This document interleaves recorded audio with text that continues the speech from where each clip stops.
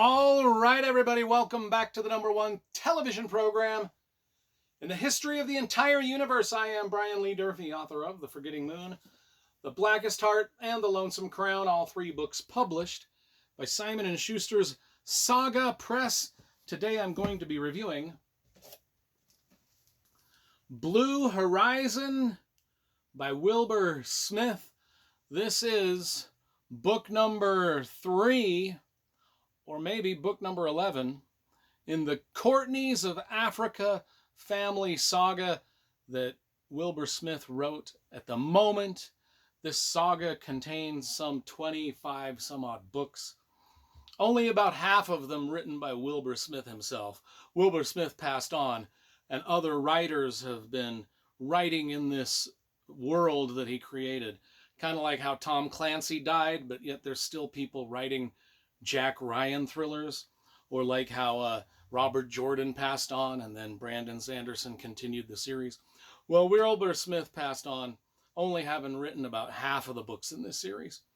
The only books that I read are the ones that Wilbur Smith has written. The only books in my collection are the ones that he wrote. We'll pan down here into my library and I'll show you my Wilbur Smith collection is right there.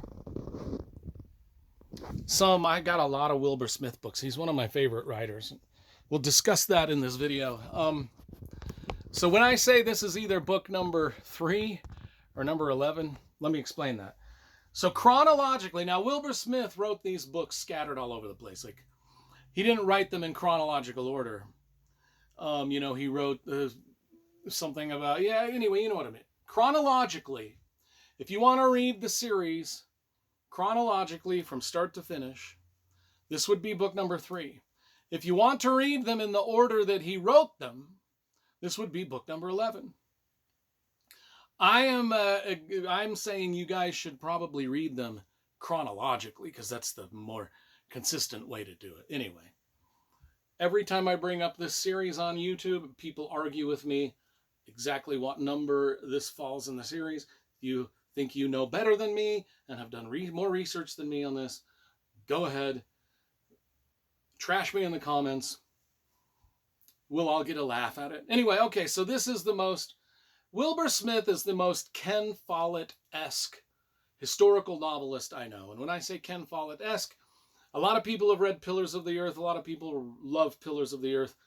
These Wilbur Smith books about the Courtneys of Africa read exactly as if Ken Follett had written books about Africa. They're just great, researched, very well written, characters you root for, characters you hate. Everything that you loved about Pillars of the Earth can be found in a Wilbur Smith novel. That's why I call him a Ken Follett-esque epic. Let's see, what was I going to say? These are Ken Follett-esque epic African adventures. Again, everything that Wilbur Smith writes is based and set in Africa, about African adventure, about exploring Africa, colonizing Africa, the slave trade in Africa, the wildlife of Africa, the tribes of Africa, Englishmen trying to adventure into Africa. That's everything in every Wilbur Smith book. If you want to read about Africa, just go to Wilbur Smith. It is great, and he tells some magnificent adventure stories. So this is book number 3. The first 2 books, Birds of Prey and Monsoon, I've already read and reviewed on the channel. I'm going through this whole series in order of chronologically and leaving a review of all of it. So far, I've done the first 2 books. If you want to watch those reviews before you watch this one, just type in my last name, Durfee, Wilbur Smith's name. Those reviews will magically appear upon your television screen. You know what to do. So in the first couple books were about Dorian Courtney and his brother Tom Courtney and all the surrounding characters that orbit these characters. But anyway, Dorian Courtney, when young and in the previous books, was captured.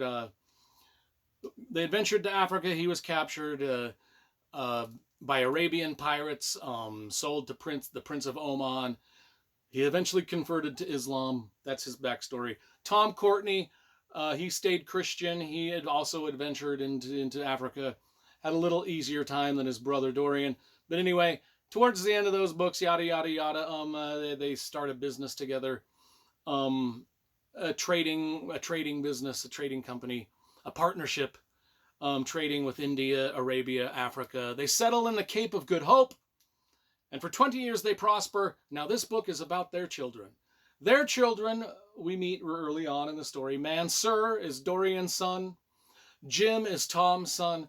And they've got a group of characters that kind of orbit them that I won't mention all of them. But Mansur and Jim, they dream of journeying beyond the blue horizon and into the depths of Africa, just like their fathers had done before them. That's kind of like they want to do that. They want to adventure. Right now, they're just working for their fathers in this trading company, but they want to go on adventure. In enters Louisa. We meet her as a convict on a prison ship as she's bringing ashore in chains and shackles. And we're like, why is she in chains and shackles? Well, we'll find that out. We get to learn her backstory. Of course, she's beautiful. All the other prisoners are ugly as shit, but this girl is wildly beautiful. And so, of course, one of the sons, Jim, decides that he's in love with her and wants to rescue her. And he becomes obsessed with it, and everybody's telling him, just leave her alone, just leave her alone. She's a convict. She's meant for the slave pits or for hanging or whatever. Just leave her alone. But, of course, he has to attempt to rescue. And but through Louisa's backstory, we get to find out why she's in prison. We learn the bleak brutality of the plague. We learn the treatment of prisoners in that era. It's just a savage time and place. This takes place in the 1600s. I should have mentioned that at the beginning. You guys are probably thinking, gosh, this sounds like a weird story for the year 2021 or 2025. But no, it takes place in the 1600s. Should have mentioned that up front. We'll probably edit some things so I do mention it up front. Likely.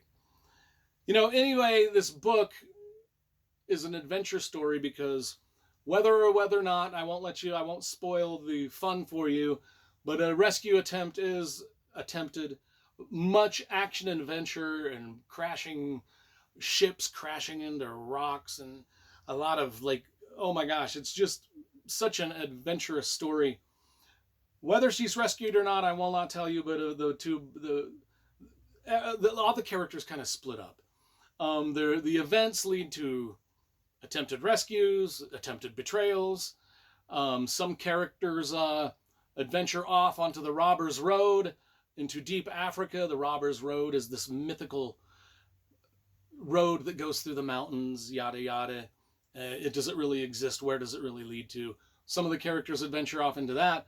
It's an exciting journey, a hazardous journey through untouchable wilds of beauty and danger, filled with warring tribes and wild animals and predators and other white men out there doing crazy stuff in the African wilderness, just trying to be bad people or good people or colonizers or slave traders.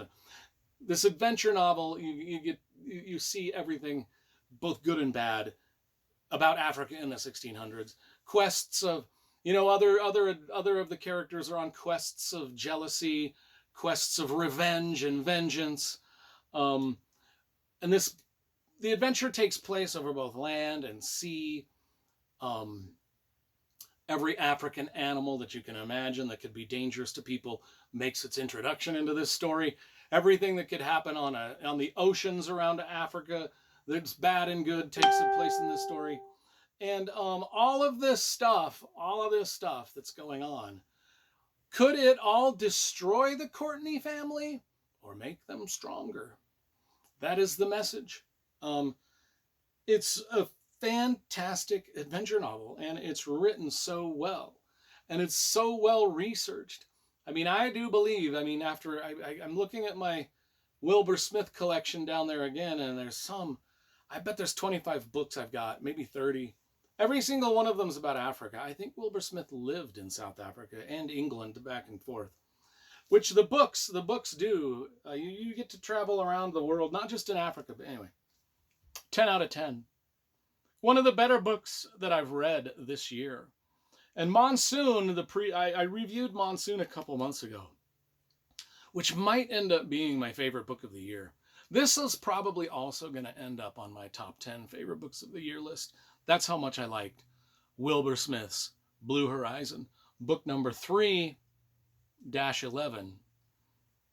in the Courtney family saga.